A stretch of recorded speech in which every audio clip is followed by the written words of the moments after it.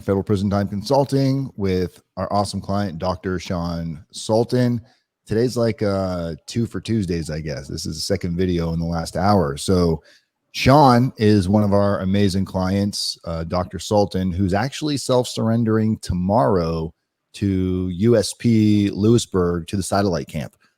Sean did a video with us about a month ago now. If you guys want to check out that video, it's in the description of this, and it's also posting in the live chat. I just posted it. So Sean, welcome back as you get ready for your final countdown. What is it, less than 24 hours to go? Yeah, definitely, Dan. 24 hours. What time do you check in tomorrow? It said before 12, but I'm going to get there around 9 o'clock. Okay. Just, I took your advice, getting a little bit earlier, make sure, there's no hangups or anything like that. So let's take people through. I mean, obviously we're going to talk about your mindset of where you are right now, but what's it been like? So you got sentenced. What was the day you were sentenced? So I think we spoke on early July. So I got sentenced on July 16th. July 16th. So from the time of getting sentenced until now, what's been the hardest part about this entire process from the moment you got in trouble up until where you're going tomorrow, self-surrendering? What do you think's been the toughest time so far? I mean, it's like a mantra, right, Dan? Basically, the pretrial phase is going to be the hardest phase. As I said in my last video, sentencing was great. I got a very, very favorable outcome. Thanks to a lot of the procedures that we followed. I've just been continuing with my routine, man. I got a lot of my checklist done. There was a lot to do. I can talk about it. Do you want me to talk about it now or in a bit, Dan? Yeah, man. Just look, I imagine your mind is just going, buck crazy right now as you finally, you got less than 24 hours to go. You got like 18 hours and it's like, see you later. So yeah, tell us what you're working on right now, where you're going. And while he's talking, guys, don't forget, if you do want to come watch Sean's prior interview, also you can he's got his blog post, and I'll give you a screenshot of that in a minute. You can go. Sean's gonna be blogging with us on a regular basis from inside prison. So take us through your mind, Sean. What's going on? Yeah, so I'll be very frank with you, Dan. I'm really not nervous or crazy at all. I'm really into mindful meditation. It really has done wonders for me, Dan. Just been sticking with the meditation protocol. Really not nervous, Dan. My mindset's pretty good. Like today I got up, I meditated, I read a little bit, I worked out for a couple hours, spent some time with family. So in terms of my mindset, it's actually fairly positive. Not really nervous at all. I would tell you if I was nervous. I was definitely nervous prior to sentencing, but I'm actually very, very calm right now. Not really nervous, in fact, at all. I did about an hour's worth of burpees. I ran stairs for about 30 minutes. Wrote a couple workout protocols. What's up? I said he's ready. Yeah, I did. My sister's become my first fitness client, so I've been working on her diet and her workout. Let's see. In terms of what I've been doing for further preparation, I really took advice from your last video that don't really rely on the BOP for programming. So I finalized I'll show you. Where is this? My Adams State College degree program. I got that tuition taken care of. For a paralegal, advanced paralegal certificate. That should keep me fairly busy. I may or may not do an MBA, but I definitely got the paperwork lined up for that. I got a fairly good reading list. I applied to a medical malpractice ABA journal as well, so I can start working on my medical malpractice stuff. Just doing anything I can, Dan, to make these next couple of years productive. So have you done any research at all on Lewisburg, where you're going to be going? Yeah, so certainly. So I'm going to United States Penitentiary, Lewisburg. It's actually a pretty famous penitentiary. A lot of famous people have actually spent some time there. Al Capone actually was there for a certain period of time. It's one of the oldest USPs. It used to be, I think, high. It was a high-level security. Then it went to a special security level for I think extremely violent inmates, and now it's down to a medium. But right next to it is something called a satellite camp. That's where I'm going to be reporting tomorrow. And that's where you're going to be going. You're going to be heading over to the satellite camp. Yeah, I'm going to have my dad drop me off, and that's it, man. What do the COVID numbers look like at Lewisburg? Have you zero right now? 0. So that's a good thing for you, being you're just going in there, and you're a rather healthy guy, so it's not like CARES Act would really do much for you anyway on sending you home anytime sooner than what we you're can go looking down a rabbit hole, Dan. I mean, infectious disease was somewhat fascination of mine. It's I mean, I don't want to open up I guess a can of worms, but there's multiple mutations of COVID-19. Abbott Laboratories right now has a questionable COVID test. If you look at the recent projections, whatever you're seeing as a positive rate right now, it's probably 10 to 20 times even worse, depending on the current mutation right now. I mean, I looked at the latest literature in terms of breaking down the genomic structure. There's at least, Dan, 2 to 3 major mutations in America. So it is what it is. The best thing you can do right now, Dan, from a health perspective, is lose weight, stop smoking, because we're all going to get it. Just a matter of time. And it's funny in this interview right now, just the dynamics of everybody that's here right now, myself, you, and people that are in this room. We've got literally past, present, and future, and then we've also got we've also got a crash test dummy who I love to death, Juan Carlos, who's in the room chatting. But Gus, who's just said hi, Gus just got out of prison. He was one of our clients. So any of you that are wondering, like, does Dan stay in touch? Is he still reachable once we go to prison? Gus just got out. He's on home confinement right now. He actually just called me a few minutes ago to have a quick conversation.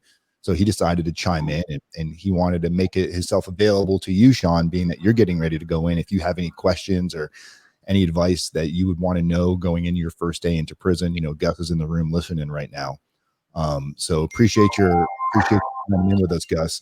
This is, as much as somebody's prepared for this day, there's still levels and certainties of unknown. Like, you had a question right before we went live. You were asking, and it's a great question, because it's something that probably everybody's thinking about getting ready to go into prison right now. What was the question you asked me a few minutes ago, Sean? Yeah. So first of all, thank you, Gus, for agreeing to help answer any questions, and thank you for taking time out of your home confinement. But my main question right now, Dan, I'm getting sort of questionable information. I've actually even called the facility up. So since I'm going to satellite camp, and per the BOP questionnaire, I don't have any of the risk factors. I mean, thank God I don't have a fever or any upper respiratory tract infections. So what's the protocol? Am I going to be spending some time in some solitary confinement unit? Will I be in a dorm room setting, or how is it going to? I mean, I'm presuming, Dan, that the BOP is going to want to do some type of quarantine. I just was wondering if you can give some clarification on that. Yeah, and that's really a great question. I'm glad you brought it up to talk about here with people getting ready to go. So any of you that are getting ready to self-surrender to, a low custody, minimum custody, camps, lows, clearly there's a quarantine phase of going into the prison, so you don't carry something in and get everybody sick. I imagine the misconception that people are having, or maybe just the curiosity that people are having, is, what does that quarantine phase look like? You're not going to be quarantined by yourself in a solitary confinement. They don't have the capability of doing that. There's just not enough rooms to put every single person that comes in. So what they do is they assign a housing unit, one of the dorms, or a special section where it's going to be you and multiple guys that are quarantining.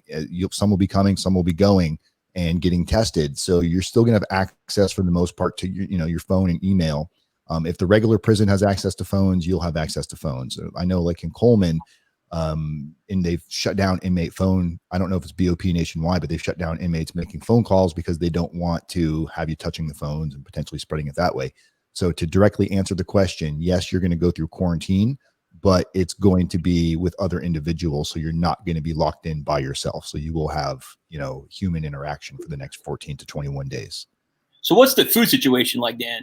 Am I allowed to go ahead and buy my tuna, or am I dealing with some bologna sandwiches for a while? Well, you're definitely going to be dealing with some shitty bag lunches. I don't think you're going to be able to go. This is a great question for me to do some research and talk about. I don't think you're going to be able to go shopping while you're in quarantine, just because they'd have to allow you out.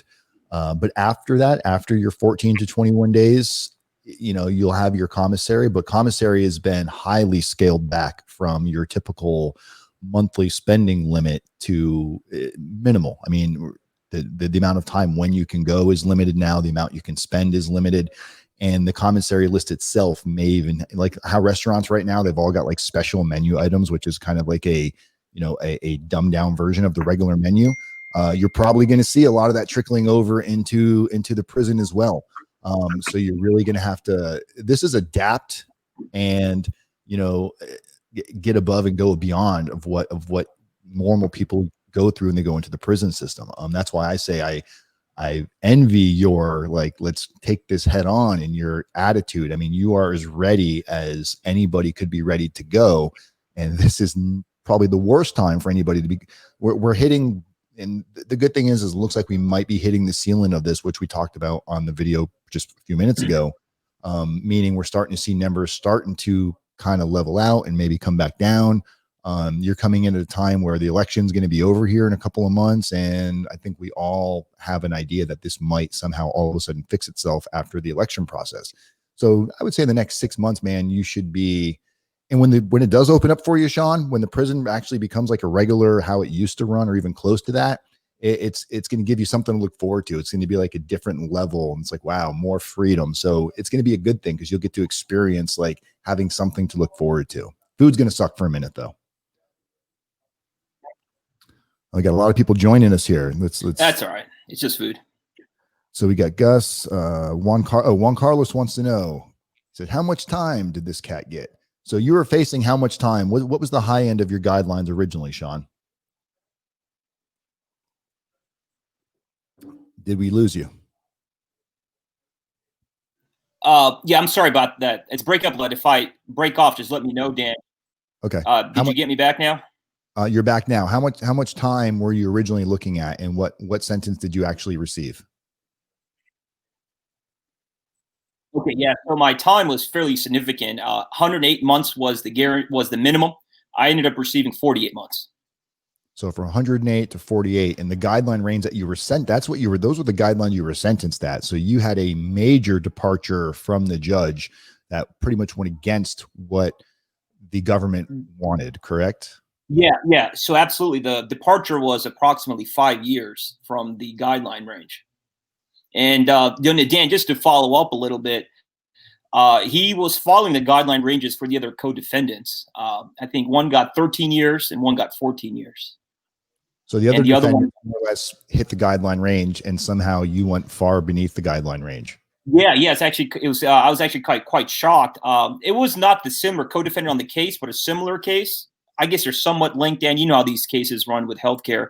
But one was, I think, one received 9, one received 13, one received 14 on a similar case. So I was very, very lucky. So that's a big question. We have a client that just hired us literally today, and his biggest hang up from deciding to move forward or not was what his attorney kept telling him. And his attorney kept saying, basically his attorney said, if you want to go waste your money on giving it to this guy who's been to prison, who's probably just going to tell you a bunch of smoke and mirrors, and anything he could do for you is what we would already be doing for you. But if it's going to make you feel better to go give this guy your money, then by all means, go waste your money. And now you're sitting here saying how everybody else on your case got sentenced. I could see if everybody in your case got sentenced way below the guideline range, but the fact that you're the only one that did, and just happens to be you're the only one that had a service attached to what you were doing, what differences do you think it made having this type of support that we offer going through this process? Yeah. So let me just preface this. It wasn't the exact same case, Dan. It was a related case. In other words, we're dealing with the total net fraud was $400 million. Right. So, there's multiple cases that are linked. So it wasn't the exact case on my indictment, but it was a related case. Right. I think the difference, in our game plan was just to be honest, to be open, to be accountable, and accept responsibility. And, the basic formula, Dan, I think it's important, is the less money the government spends on your case, the better the outcome is going to be. Because I think I brought up last time, statistically, Dan, you're not going to beat the government. It's just not going to happen. And when you say accountability, you want way beyond just acceptance of responsibility. And I think even you mentioned it in your last video with us, that even you struggled with the accountability factor early on. And I think a lot of people probably struggle with that. So how important was it when you saw the epiphany, when it hit you, that doing a deep dive on accountability is more than just signing a piece of paper saying I admit my guilt? How important is that in this situation? Yeah, so that's somewhat like your case. My case is extremely gray area. In other words, it's the legalities are very gray, if that makes any sense, Dan. And it's very hard to take accountability if you're in that gray zone. But the moment that you accept responsibility, even though you may have some semblance of being correct, is very, very difficult. And I think the best thing we did was accept that accountability early and come up with a game plan to express remorse. I mean, expressing remorse, at least from a defendant's perspective, you have a very limited window of opportunity. And the resources are actually twofold. You have letters and you have your time in front of the judge. Actually, it's threefold. And the third thing is the new narrative for your life. What are you actually doing to change in terms of your mindset, in terms of your day-to-day routine, in terms of community service and so forth? You know, I think by implementing those three things, I think we had a very, very good outcome. You know, I was talking to a gentleman earlier today who, again, the same guy who was arguing with his attorney, and his attorney told him, he goes, look, man, it's a game of chess. You just got to make the right moves. And what the guy said to his attorney goes, yeah, it's a game of chess, except I've never played chess before. I'm getting ready to go play Bobby Fischer. And that was the example. He said it was chess? Oh, what'd you say? He said it was chess? He said it's like a game of chess. Like, you have to be strategic in what you do and think ahead, which is all true. But you've got novice chess players, you got expert chess players, and when you're entering into this, the government is, you know, your Bobby Fischer of the chess game. So you have to be beyond prepared for every step of this. There's your, like you divulged on your narratives and your reference letters and the accountability, but then what's the index to each one of those? Like, what does it mean to be accountable? What does it mean to write your reference letters? What does it mean to do your personal narrative? To pull what you pulled out of this and how you've changed your mindset. All of these things completely go hand in hand, from creating a mindset, healthy lifestyle, getting your mind and your body right. You're in there doing burpees. You're using self-affirmation on a regular basis. We have a whole list of your books on the last video you did, which are all illustrated in the description. Everything that you're doing is positioning yourself to create that outcome. It's not just one thing. And this is where I think we can excel with individuals like you. This is why we're so proud to have clients like you, because granted, I get to use you as an awesome success story, but it didn't happen by accident. It happened because you were willing to do what was necessary. And you just make us look like rock stars when you do it. So I appreciate the great work you've done, Sean. So thank you for those kind words. Just real quickly, the reason I was chuckling, it's not really like chess, Dan. It's like, you know, NFL team playing against a little league, you know, football team. I mean, the key thing to understand as a defendant is you're going to go to prison. If they spent the time and effort, you're going to go to prison. The best thing you can do is, in terms of defining what you want to do, is what is the best possible outcome for you? In other words, what can you do to get the best possible outcome? You're not going to go free with the federal government statistically. I did some work actually in terms of putting some data together in terms of getting evidence. The literature shows, I think if the fraud is more than 7 figures, conviction rate is like, Dan, 99.7%. Yeah. And you're looking at minimum 3 years at a 7-figure fraud. There have been a few cases where someone's actually been acquitted, but I think in the last 10 years, there's maybe the cases where the amount that I can count on my actual hand. I just want to preface that. So if you are facing a 7-figure fraud, you're going to go to prison. And what I mean by defining your outcome, defense attorneys, and again, I love my attorney. Who's actually very open with me working with Dan. They don't understand that the defendant's best outcome is minimization of prison time. It's not necessarily getting the not guilty verdict, because that's just not going to happen. You know, if you play poker, it's like, you know, trying to say that you're going to get a royal flush. So it's just not going to happen. It's the best thing you can do, in my opinion, is, again, prepare for an outcome and define that in your mind. In my mind, my outcome was, well, I need a different career after this. I need to get my mind correct. I need to talk to Dan and understand what the hell am I going to do next. And that's exactly, Dan, what you provide. And I would highly encourage people to really wake up and understand, if you're indicted, you're going to go to prison, no matter what your defense attorney tells you. In fact, Dan, there's a very famous paper that actually came out in the AB a couple of years back, the American Bar Association. You know the difference between public defenders and someone who paid between $3 and $5 million for a defense? You know what the difference is? I do, but I want to hear you share it with the community. 0.5% in sentence. Oh, you mean outcome in sentencing outcomes? Yeah, 0.5%.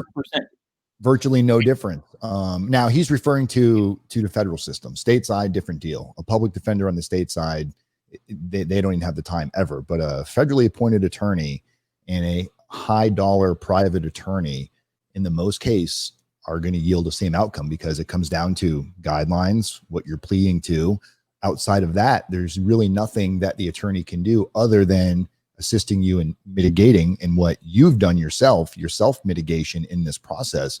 You know, when you look at the stakeholders who all have a role in this process, all the way from judge, prosecutor, U.S. probation dealing with your pre-sentence report, your probation officer while you're on pretrial, you have your attorney, and most people don't put themselves into that same. You also have stake in this as well. So you know what the judge's kind of role is. The judge's role is he looks at the evidence, he looks at the guideline ranges, he looks at a little bit of everything, and he makes his assessment, usually based on the guidelines. The prosecutor, their job is to prosecute you. It's very rare that you're going to see a prosecutor recommend anything better than the low end of the guidelines, and that's when you've cooperated, or you've made their case easier, or you didn't bump heads with them. So best case scenario, 99% of the time from a prosecutor is getting a recommendation of low end of the guidelines. U.S. probation, you know, their job is to assess everything. And then again, they're going to look at your totality of what you've done, the crime, your acceptance. And again, they're going to make some sort of a recommendation to the judge, which is typically within the guideline range. Your attorney's job is to help you come up with the best outcome for you, which is typically going to end in a plea deal. And again, that's usually going to be somewhere. These are your guideline range. So when you look at the last person standing that has the opportunity to create some weight on either side, when you look at that scale, is yourself. If you go above and beyond and you're doing things that not the average person does, you're doing what Sean did, it leverages that scale into your favor, because now it's creating this dynamic of something that they've never seen before. And this is where you can bump heads with attorneys from time to time, because you're taking them out of their element, going into uncharted territories. But when you see Sean's attitude, and granted, did Sean want to get a prison sentence? Of course not. But he was facing a heck of a lot more time, and he was even at peace with that.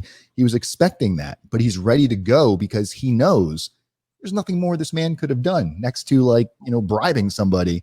There's nothing else that Sean could have done to prepare more than he's prepared. Look at this guy. It looks like he just found out he's on his way to, like, you know, on a date, and he's getting ready to go to prison. He's getting jacked up. He's healthy. He's exercising. He sends me more motivational items at this point than I send him. So it's almost like he's prepared for his release. And that's what I want you to talk about right now. Most people are so afraid to go to prison that their life shuts down. Meanwhile, Sean realizes, and he said something very key a little while ago, is he needs a new career. You're no longer going to be Dr. Sultan when you come home. So you have to have a new career, and your preparation for release started months ago. So talk about that a little bit, Sean. Yeah, absolutely. And just real quickly, Dan, if you recall the first conversation we had, I think just to solidify one thing, what you said, I'm not to steal your thunder from your conversations you had with your clients. You recall what we talked about. You said it's USA versus Sultan. And you said, well, who does the judge work for? United States. Who does the prosecutor work for? United States. Who does the probation officer work for? United States. So it was an interesting conversation. That conversation really clicked in my mind, where I said, oh my God, the whole system, it's not a fair, perhaps balanced system. It is what it is. That's one point I really wanted to make clear. The second thing is that in terms of my release plan, that was the last 6 months. That's all I've been focused on. I mean, it's very clear that I really don't want to be a physician anymore. I mean, it could be at a personal level and so forth, but my heart's just not in medicine after this. So what I did was I started enrolling in educational programs to train myself when I'm in the custody of the BOP. I think the last conversation we had, believe it or not, I think was one of the conversations we had in November was like, you asked me, what am I doing for my future plans? That's when I started thinking about my new career options. So I enrolled back in college. Adams State University has an accredited college program. We can do it by print-based. I'm going to start doing some paralegal work. I started interning for my. I'm sorry. Pull it up. What's it called? I'll pull it up while you're talking. Adams State College. Adams, as in John Adams. Oh, Adams. Yeah, it's based in Colorado. I started working with a medical malpractice attorney. I did about 3 medical consulting cases while under pre-sentencing, pre-trial. Of course, I didn't get paid for it, but to sort of build my resume up. I got my personal training certification. And, I've been doing a lot of writing, Dan, as you know, because again, eventually I'm going to come out of this and I have to make a career for myself. I have to support myself. So that's essentially what I did in terms of my release plan. Again, I took your advice. I realized that I cannot depend on the BOP to help me. I'm my best advocate. So that's what I did, brother. I enrolled in Adams State, borrowed some money from family. And I'm assuming this is the right site, correct? Yeah, you got it, man. Yeah. Okay. There's a prison program in there. Oh, there is a prison program in here. That's what I was looking for. Yeah, there's a prison program in there. Yeah, just type in Adams State College prison program. It's the only accredited print-based prison program. But keep in mind that Pell grants are no longer available, so you're paying cash. So here we go, print-based program. Yeah. You can get an undergraduate degree. You can get an MBA. I'm doing the paralegal certification along with the advanced paralegal certification with a focus on civil litigation and criminal litigation. And I just posted that for you guys, anybody that's interested in hiring your education so you have a better foothold into the community when you release. It's in the live chat, and after this video, I'll put it in the description so you can catch it later too. Sean, while you were on your pretrial, what were you doing to everything that you've been doing, but what else did you do as far as community involvement? How did you go above and beyond to really illustrate? Because it's one thing to say that I'm sorry and that I'm not going to do this again. How did you get your message out there? What were others learning from your mistake? So there was a couple things. So I unfortunately pled guilty at a very bad time. COVID occurred. So the first thing I did was I've actually volunteered to go to New York during the initial of the epicenter for the first COVID outbreak in New York City. Believe it or not, they did not want any convicted felons. I also at that time, I still had my medical license and I still volunteered my time. But again, they did not want any convicted felons at that time. I definitely mentioned that as well. And I really wanted to go help. But since I couldn't really go in the community due to COVID, I just worked on bettering myself. When it came to health, as I said, I lost 41 pounds. Education, I started reading a lot. Reading again, as I said, about stoicism, mindful meditation, and I actually wrote about all that in our personal narrative. You had a really good personal narrative. When we were done with that narrative, going back and forth with it, it was, and I believe your attorney was extremely impressed with the narrative, and I also believe your judge had commented on really what separated you, which I have to believe it had something to do with your favorable outcome. To hear a judge make those type of remarks that, I really don't have anything negative to say about you. I think that's a long way. Yeah. So Dan, I'll be very specific. There's this part of this personal narrative called remorse that we spent some time on. And the judge commented that he had never sentenced a more remorseful individual. And again, it wasn't because we were necessarily making things up at all. It was a genuine remorse. And granted, that takes a lot of time, but I think that's what, again, Dan, you excel at. If you don't accept remorse, you don't accept responsibility, and more importantly, you don't portray your remorse and responsibility in the only avenue that you have, which again is your three ways: your letters, your personal narrative, and also your community service. Granted, my circumstance, community service is all but impossible, but I did mention to him that at least I tried. Yeah. And really it's also important to realize that one of the mental roadblocks, and hopefully Sean's, RDAP is in his plans and in his future. And if he does get to take RDAP, if it's in his hand, one of the things they really talk about in RDAP is self-defeating thoughts and roadblocks that we create. And one of the major roadblocks that a lot of the individuals say when they're thinking about hiring us is, well, if I start doing all of these things, if I start making all of these changes, isn't it just going to look like that I'm doing this because I don't want to go to prison? And isn't that going to somehow have an adverse effect on me? And Sean can talk about this a little bit, but my personal belief on that is I felt the same way when I was going through it myself. Even when I first started RDAP, I felt like I'm just doing this just to get the time off. But a couple of months into the program, I really started to drink the Kool-Aid because I saw the positive changes that it was having on other individuals. I saw the positive changes that it started happening to myself. And what I realized all of a sudden one day, I was like, I hope I get the year off. That's fucking great. But I am so happy with the person I am right now that even if I don't get any benefit out of this, who I am as a person now versus who I was 10 months ago is I'll go to prison all over again to feel like this. Yeah, so I guess we can answer that question twofold, Dan. As you know, I do a lot of academic research on this. So the literature is very clear. If you look at sentencing outcomes, that if you do give back to your community and you do show remorse, you're going to have a favorable outcome. You can look at the ABA literature for that. So, I mean, that's one way to look at it. The second way to look at it is exactly what you said. Forget about the literature and what the literature shows. What about yourself? I mean, this is going to be a very controversial topic, but the bottom line is most of us have done wrong. And if you cannot come to terms with that, this whole process is going to be extremely awful. And as I told you from my first video, for the first couple of months, as my life was slowly falling apart, it was very difficult for me to accept responsibility. So if you want to survive this, from a personal level, you have to show that. And how do you show remorse? Well, you have to give back to the community, or at least make an effort to. You have to change yourself as an individual in terms of your own health. And more importantly, the most important thing is you could do all these deeds, but if you don't portray this to the judge, how are you possibly going to get a better outcome? And that's where I think letters make a big, big difference, Dan. No, I mean, I couldn't have said it better myself. And that's why I love doing these types of video interviews right before somebody gets ready to go, because you're hearing the raw side of it. Months down the road, once you're out, you're back into your real life. And right now everything's fresh on your mind.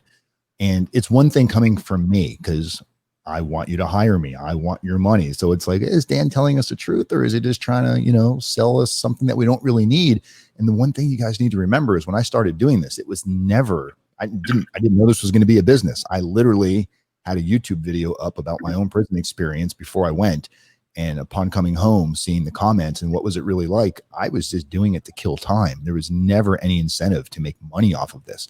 That came way down the road once I realized that I was spending way more time answering questions and talking to people than I could at a regular job. And I had to make a decision, jump into this both feet and turn it into something, or not answer people's questions and leave them hanging. And I knew how important it was for me going through this process, what I would have killed for to have some of this information. So hearing Sean kind of bring it all to full circle of what this whole thing is about, of people helping people, you couldn't have said it better. And another Sean Cowgill in the room, he had to make me go check. I had to go check the title of the video. He said, "What camp are you going to?" I'm like, I thought I put that in there.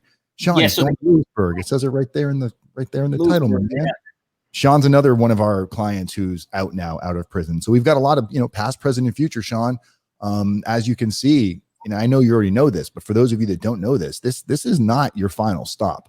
It might feel like an endless pit, and maybe you can talk about how it felt. 'Cause I think you told me there was a suicidal point you were dealing with, Sean, early on. And, that's important for people to hear, because when you hear your attorney say, no, it's a waste of money. When you hear Sean talk about how, and Sean did all the work, but just getting some guidance and wound up in a certain direction, how it helped your peace of mind to really motivate to do what was necessary. Yeah, not a problem. So I'll just give a little bit of perspective here. So number one, my indictment was from about 5 years prior to being served. It was actually unexpected. Most people know they're in an investigation.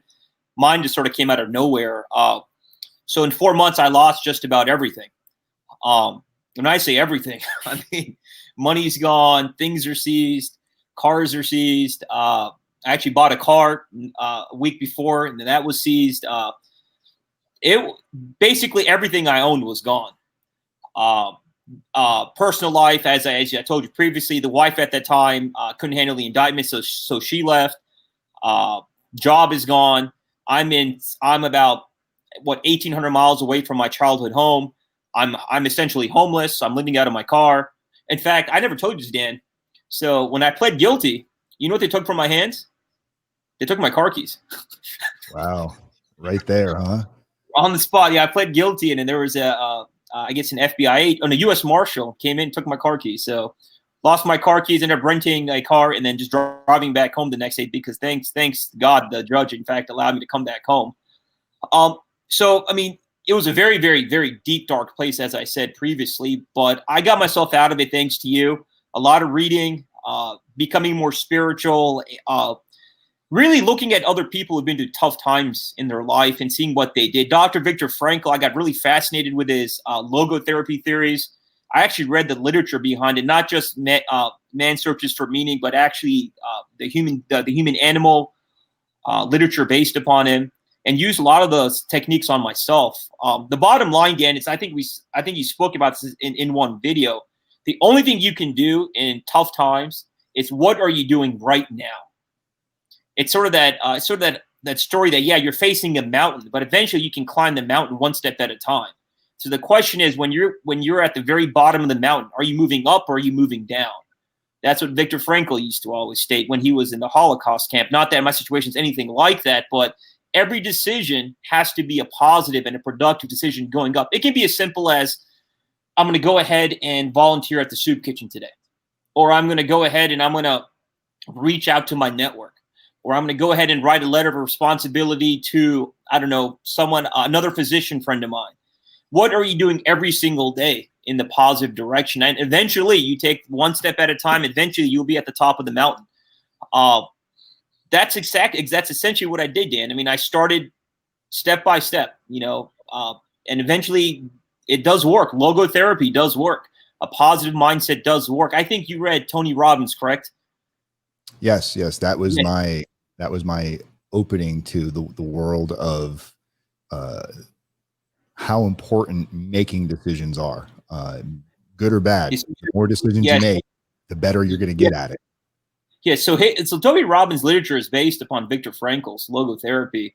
So I read that book that you first mentioned. I forget its name. I think it was Unleashing there's one on Unleashing Something Power. This one was Awaken the Giant Within. Awaken the Giant. Yeah, that's what it was. I read that about 7-8 months ago, and I've read a lot about logotherapy. That's what it's based upon. It does work, but the bottom line with these essentially self-help books and theories are that every decision matters, and your mentality matters, and your mindset matters. That's what Dan says when he says your mindset's important.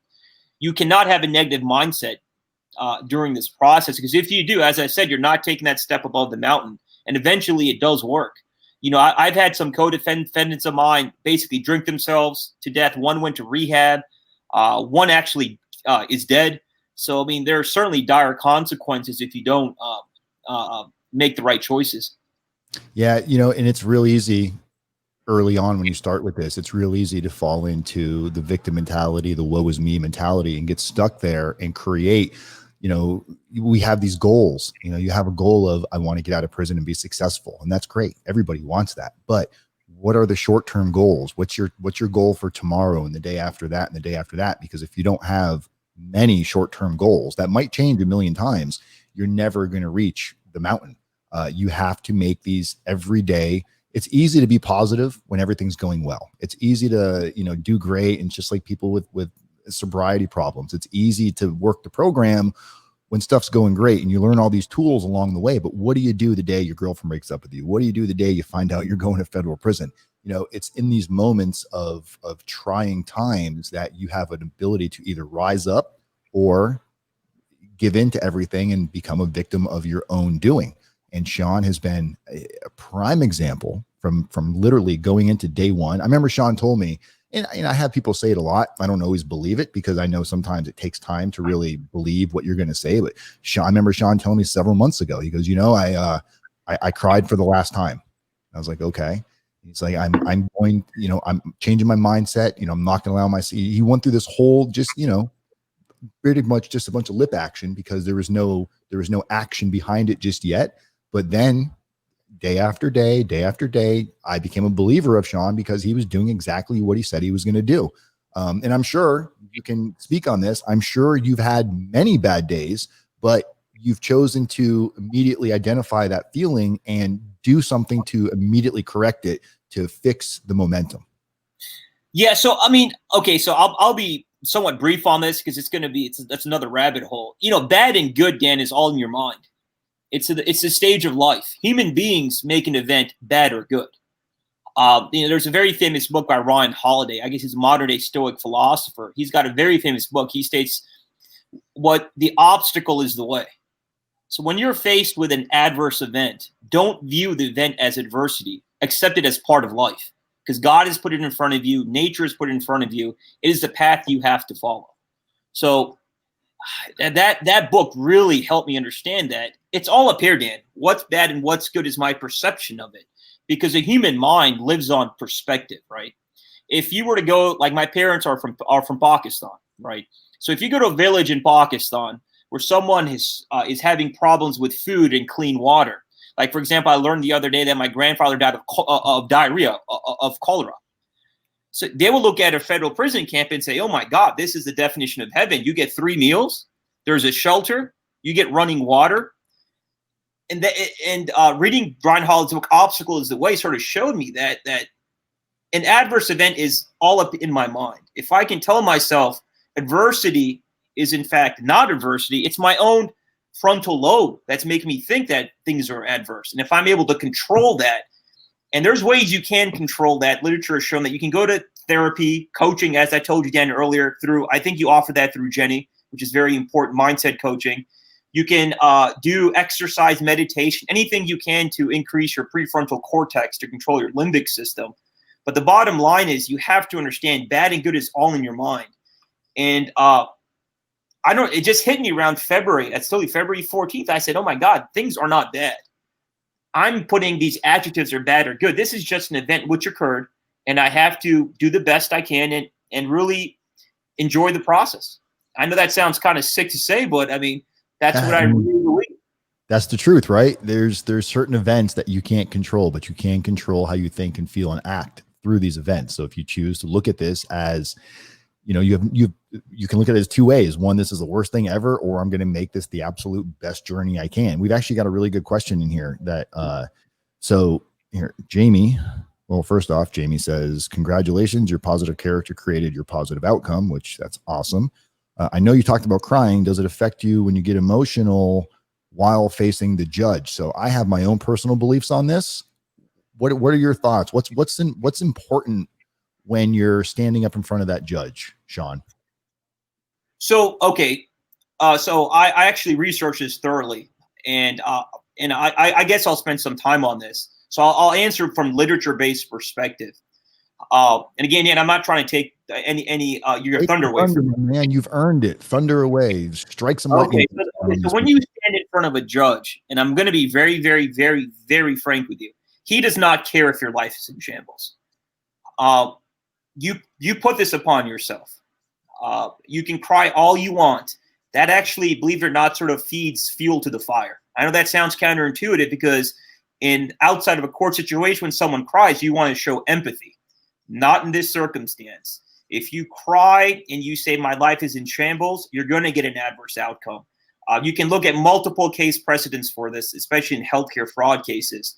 When you go in front of a judge, you want to do 2 things. And again, you have to believe this. You can't sit there as an actor. I'm going to preface this.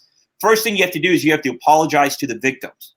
You have to essentially have empathetic feelings towards the victims. Remember, you've hurt people. In my circumstance, people lost a lot of money off their insurance companies. And people may have lost their insurances due to my situation. Some people may have not been able to get their medications due to my greed. You have to show empathy towards them. So what I told the judge, first of all, I said, look, forget about me. Is exactly what I said. I said, my life's in shambles. That's my own fault. But I really want to apologize to the patients out there, the victims. Nobody has to go through this. Nobody should have their insurance charged tremendous amounts of money due to my own personal greed. The second thing that judge wants to do, and again, this is based upon literature, is what's your plan for the future? Judges want to know, what have you done for yourself for the future? Are you going to be a more liability on the system? Have you gone back to school? Really lay that out for the judge. So I told the judge the truth. I said, look, I've enrolled back into college. I'm going to re-educate myself. I'm not going to be burdened on the system. And the third thing, which is also very important, is the accountability factor. And there's really not much literature on how to really express that. I just basically spoke from the bottom of my heart, no emotion. I said, look, I put a lot of pain on a lot of people. I did this upon myself, and I want to take full accountability, 100% accountability is exactly what I said. So again, you have to show that you empathize with the victims. If you don't mention that, good luck. The second thing you have to do is you have to give them a plan of action for the future. What are you going to do to better your life? And the third thing is expressing accountability. See, if you follow those 3 steps as opposed to just crying in front of the judge, it's going to be very difficult for you. The other thing, certainly you don't want to do, by the way, actually some people, I've seen people do this, is lecture the judge. Do not tell the judge that the justice system is rigged, that everybody's against you. And actually, believe it or not, people have actually done that. And if you do that, welcome to 5 to 10 years on a sentence that should have been 2 years. And I saw that in front of me when I was being indicted. There was actually, I really won't mention any names, but there was another physician being sentenced on a fraud case. And he essentially said that there was no justice in the system, and something that probably should have been a few years. He's spending some pretty significant time. So please, please, please control your emotions, empathize with the victims, show a plan on your life and what you're doing, and take accountability. Identifying victims is massive. And even though Sean didn't mention it, I know he did it. So he's talking about a lot right now, but also identifying victims as your friends and family, your parents, your children, because they are 100% victims of this consequences that you've created for yourself, because they are definitely going through it with you.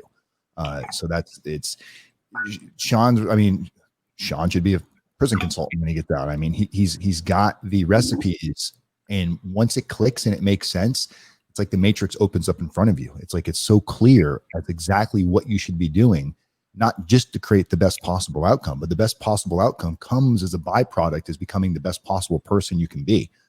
It's one step closer to an enlightened state of mind that only grows from this point forward if you keep practicing, like anything else. Practice, practice, practice, prepare, prepare, prepare. Well, yeah, Dan. I mean, again, I'm not trying to blow smoke up your toot your horn again, but you need guidance from this. You're not going to find this online. There's other consultants as well. You need a framework. You spoke to several, I believe. You don't need to mention any names, but you spoke to several consultants, I believe. Oh yeah. In fact, I had one who emailed me and yelled at me because I wasn't going to pay 10. I think it was 10 or 20,000 a month or something like that. But I mean, Dan, I think, is number one from a pragmatic perspective. He's very affordable, especially in my circumstance. But again, regardless of the other consultants, you need a framework of success. You're not gonna take a test without studying. So if you don't study for this procedure, you're going to get a bad outcome. If you want the A score on the test, you got a plan, and there are very specific steps, as Dan has mentioned, you have to follow. I mean, I'm only talking about a tip of the iceberg. There's so much more to this. I mean, Dan, I'm not going to necessarily, again, take thunder from Dan, but these letters have to be broken down in subsections. They have to be written in such a way that you're not showing self-pity, but you're rather taking accountability. They have to show empathy towards the victims.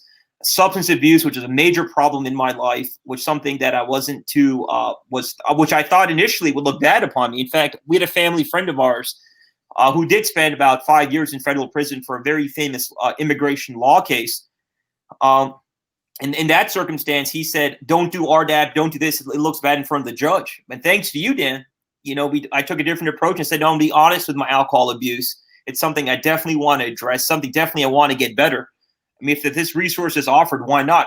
Regardless, Dan, if there's time off or not. I mean, I think cognitive behavioral therapy can benefit anybody.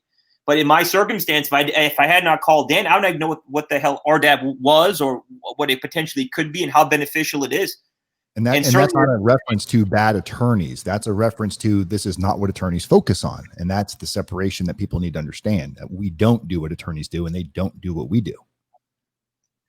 Yeah, absolutely. And I can tell you in my own personal life, I would not even known what RDAP was, or would have never really addressed my substance abuse. And I'll be honest with you, and Dan, I've never told you this. If it wasn't for us talking about RDAP, I would have never gone off alcohol.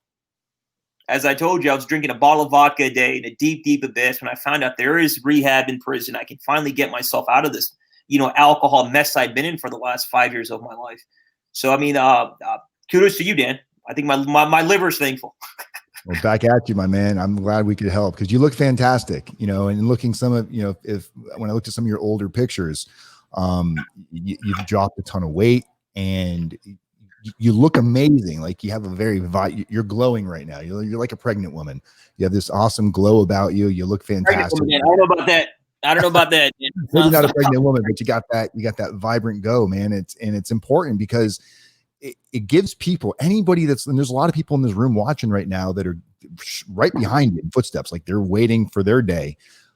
This is how you should be. And if you don't think you can do this, fake it for a minute, fake it for a couple of weeks, and then you'll start to certain things might apply to you, maybe not everything. You know, I put a list in here of you can see I shared it right here. Somebody was asking about the books that he recommends. Here's a list of some of the books that he gave me last time right on the screen, guys. If you automatically knock anything, if you say, oh, that's not going to work, that's bullshit, positive self-talk doesn't work, the Bible's full of you know what, until you try something yourself and actually give it a fair chance, be open-minded, be resourceful, and say, you know what, my own thinking right now is what got me into this horrible situation. So maybe trying something a little bit different can create some kind of positivity. And if you ask yourself, what's the downside to trying this? There really isn't one other than spending some time. But if it can make even a little bit of a difference, that could be the difference that you're looking for to create an edge to help you position yourself better, not just for a shorter sentence, but a better mindset of entering into a prison system where it can be very daunting. You're leaving your family and friends behind for a period of time. What's the best way to get around that? It's the best way to accept it and use it for what the value of what you can get from this. There's a lot of value that can come from the prison system if you choose to focus on the positive aspects and not just the fact that you're locked up. I'm going to let Sean say some final words here, guys. We're going to wrap it up. We're almost at an hour. This is your 2 for Tuesday. Don't forget, if you haven't done so, make sure you subscribe to the channel. Text the word YouTube to 76626. This way you'll get notifications of all of our future live and pre-recorded videos. So Sean, take it away. Let some people know some things you want to talk about, if we'll be able to stay in contact with you, and whatever you want to check out on. Yeah, absolutely, Dan. So, you know, I'll do this in about 2-3 minutes. So the main reason, Dan, I did these videos was because, believe it or not, there's a very fairly high suicide rate with indictments. I just wanted, I mean, I'm a physician. My case was fairly prominent, and people always often ask me, why did I do interviews with you, Dan? Because I really want to help people. There is a solution to this problem, and you can be positive on. My only piece of advice to you guys is please take the right steps. And look, I put my life story on the line. I'm a physician. I'm involved in a very, very massive fraud case. I mean, millions on millions of dollars, facing almost a decade in prison. And I threw my life online so I can help individuals. I don't want people to hurt themselves. I don't want people to be stuck in this pit of unhappiness. You can find happiness. And if I'm able to provide some happiness through my positive attitude, whatever you want to call it, that's the main reason I'm doing all this, putting my life basically for you guys to see. I really, really, really don't want people to hurt themselves. And lastly, I'm going to leave you with one perspective which helped me a lot. Again, this is thanks to Dr. Viktor Frankl. He's a preeminent psychiatrist from 1940s. He teaches a lot about logotherapy. The main thing I want to state is, remember this: if you focus on the past, you're going to focus on depression. If you focus on the future, you're going to focus on anxiety. The only thing you can do is find meaning in the now. So please, please, please, don't fall in the deep abyss. Don't hurt yourselves. There's positivity in any single circumstance. And I hope, at least by me being very open and putting everything on the line, at least I was able to help some of you guys. That's basically it, Dan. Sean, I guarantee your message is going to reach many, and it's going to help the individuals that need to hear this. I can't appreciate it enough for you coming on and sharing this story as you embark on your journey tomorrow over into Club Fed in a very tough time with the pandemic. We can't wait to see what you got to say. Don't forget, guys, Sean's going to be posting blogs on a regular basis. We'll be uploading those weekly, monthly that he submits over. Sean, thank you again for joining us, and I hope you have the absolute best experience that you can make out of this. Guys, as always, I am RDAP Dan, Federal Prison Time Consulting, people helping people, communities method, one day at a time. Stay tuned. We'll be back on Monday with some other amazing content and updates to COVID-19. All right, guys, I love all of you. Don't forget to book a consultation. Peace.